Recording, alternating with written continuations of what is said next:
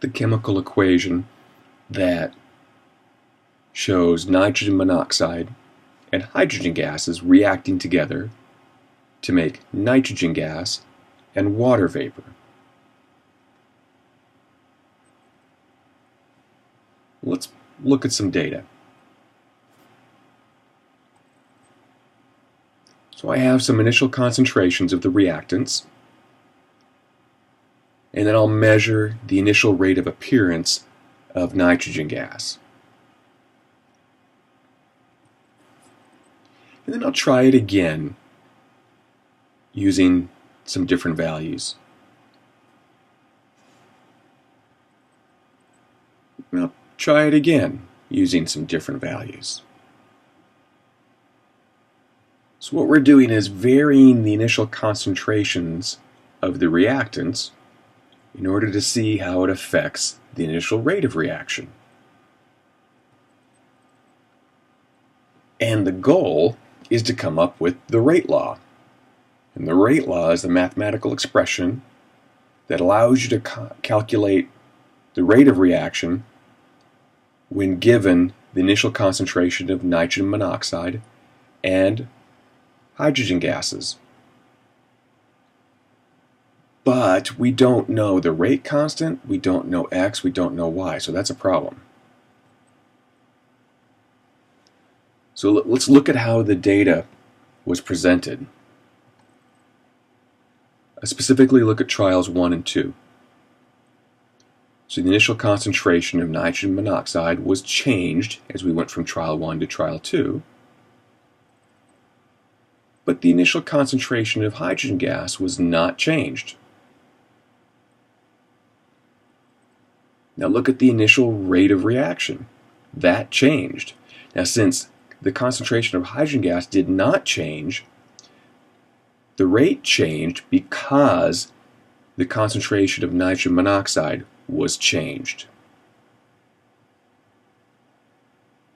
So how does that help us?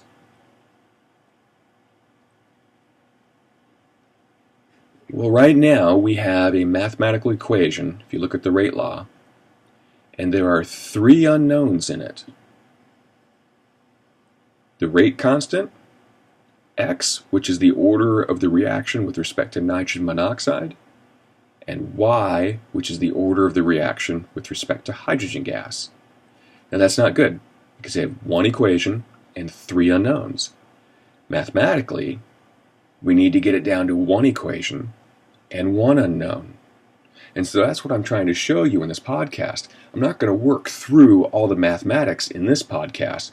I'm just setting up how you go about doing this. And this is the method of initial rates. Again, look at trials 1 and 2. The concentration of nitrogen monoxide was changed. In fact, it was doubled as you look from 1 to 2. And since the initial concentration of hydrogen gas was not changed, it was held constant, that means we're just changing nitrogen monoxide, and mathematically we're removing hydrogen gas from the equation since it wasn't changing. Of course, it doesn't look like it helped because we removed 1 variable, but now we still have 2 because we still have the problem about the rate constant. But we can do something about that. So what do? You go and take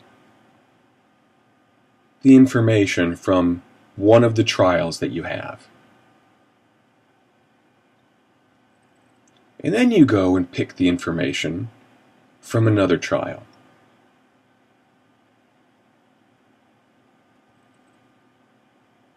And then you divide them by each other.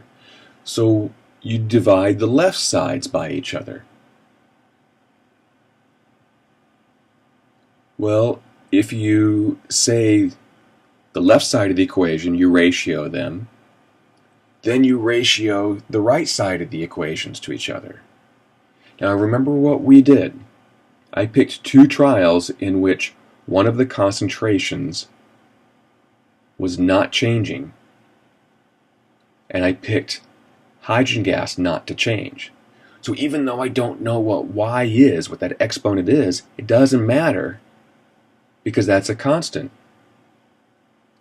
Additionally, the rate constant, since I'm not changing the temperature, we're assuming that the rate constant doesn't change just because we change the concentrations. So whatever the rate constant is, you divide it by itself, it's gone. There's a lot of information on here still, so let me clean it up a little bit. So we divide the rates of the two trials by each other, and now we've just got the concentration of nitrogen monoxide changing between the two trials, and our variable is x. We've now reduced it down to one equation and one unknown. And then we'd keep going. Once we found out what x is, we'd do the same thing to find out what y is. And then we'd find a way to figure out the rate constant, and then you'd have the rate law.